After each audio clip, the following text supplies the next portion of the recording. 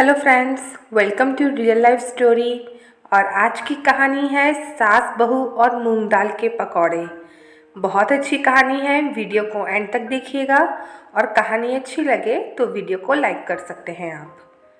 आशी की शादी साल भर पहले हो गई थी और आशी अपने सास ससुर के साथ शादी के बाद ज़्यादा समय व्यतीत नहीं कर पाई, क्योंकि आशी के सास ससुर दिल्ली में रहते थे और आशी और उसका पति संजय बेंगलोर में नौकरी करते थे।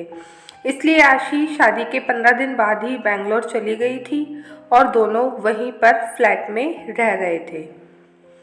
अब शादी के 1 साल बाद आशी के सास ससुर बेंगलोर में आशी के पास थोड़े दिनों के लिए रहने आ रहे थे। आशी बहुत खुश और उत्साहित थी अपने सास ससुर का सम्मान और उनकी सेवा करने के लिए। इसके लिए आशी ने अपने ऑफिस से 1 हफ्ते की छुट्टियां भी ले ली थी और ज़रूरी काम ऑफिस के वो घर से ही कर रही थी। आशी ने सोच लिया था कि जब उसके सास ससुर आएंगे तो वह नाश्ते और खाने में क्या क्या बनाएंगी, और उसका मेन्यू उसने पहले से ही तैयार कर लिया था, क्योंकि वह अपने सास ससुर के साथ ये अनमोल समय व्यतीत करना चाहती थी। उनसे खूब सारी बातें शेयर करना चाहती थी। इसलिए उसका रसोई में ज़्यादा समय खराब ना हो, उसने जल्दी जल्दी सारे नाश्ते की तैयारी कर ली थी। पर मूंग की दाल के पकौड़े स्पेशल उसने अपने सास ससुर के लिए नाश्ते में बनाए थे। और संजय अपने मम्मी पापा को स्टेशन पर लेने चला गया और कुछ देर बाद आशी के सास ससुर उसके घर पर थे। आशी के ससुर जी ने कहा कि मैं थोड़ा थक गया हूँ, मैं फ्रेश होकर थोड़ा आराम करना चाहता हूँ। तब आशी ने कहा कि पापा जी आप पहले नाश्ता तो कर लीजिए। तब ससुर जी बोले, नहीं बेटा, अभी बिल्कुल इच्छा नहीं है, अभी थोड़ा मैं आराम करूँगा फिर नाश्ता करूँगा। तब आशी की सासू माँ ने कहा, कोई बात नहीं बहू, इनको आराम कर लेने दो और तुम मेरे लिए नाश्ता लगा लाओ।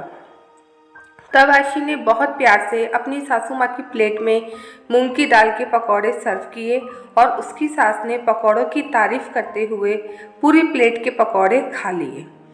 बाद में जब आशी नाश्ता करने बैठी तो उसे मूंग की दाल के पकौड़ों में नमक बहुत कम लगा। तो उसने अपनी सास से कहा कि मम्मी जी आपने तो मुझे बताया नहीं, इसमें तो बहुत कम नमक है और आपने सारे पकौड़े खा लिए।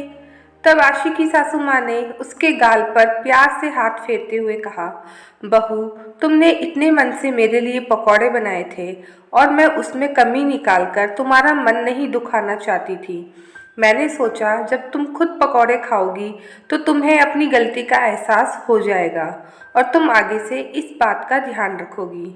जब कोई आने वाला हो तो उसे कुछ भी परोसने से पहले जो भी चीज़ बनाओ उसे एक बार टेस्ट करके देख लो, ताकि खाने वाले का मज़ा खराब ना हो और ना ही उसे तुम्हें कुछ भी कहने का मौका मिले।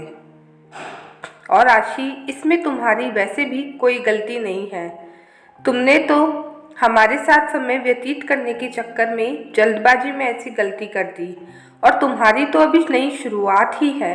मैं तो ये गलतियाँ अभी तक करती हूँ। मुझे पता है तुम कितने दिनों से हमारे आने की तैयारियों में लगी हुई थी और मैं नहीं चाहती थी कि मैं आते ही तुम्हें 4 बातें सुनाऊं। फिर उन्होंने मजाक के अंदाज में कहा, अभी तो सुनाने को मेरी पूरी उम्र पड़ी है तुम्हें। अपनी सासू माँ की इतनी प्यार भरी बातें सुनकर आशी उनके गले लग गई और कहने लगी, मम्मी जी आपने मुझे ये सारी बातें कितने प्यार भरे अंदाज में समझा दी है। अब मेरे मन से सभी डर और शंका खत्म हो गई है, जो शादी के बाद हर लड़की के मन में अपनी सास के लिए होती है। और आशी की सासू माँ ने भी उसके सर पर हाथ रखते हुए कहा, बहू प्यार और समझदारी से सास बहू के रिश्ते को खूबसूरत बनाया जा सकता है। इसलिए दोस्तों, अगर रिश्ते की नींव समझदारी और प्यार से रखी जाए तो तभी वह रिश्ता खूबसूरती से पनपता है। अगर आपको स्टोरी अच्छी लगे तो वीडियो को ज़रूर से लाइक कर दीजिएगा और आपके कुछ भी सुझाव हैं वो ज़रूर मुझे कमेंट सेक्शन में बताइएगा। तो अब हम मिलेंगे नई कहानी के साथ में, तब तक अपना ध्यान रखिएगा।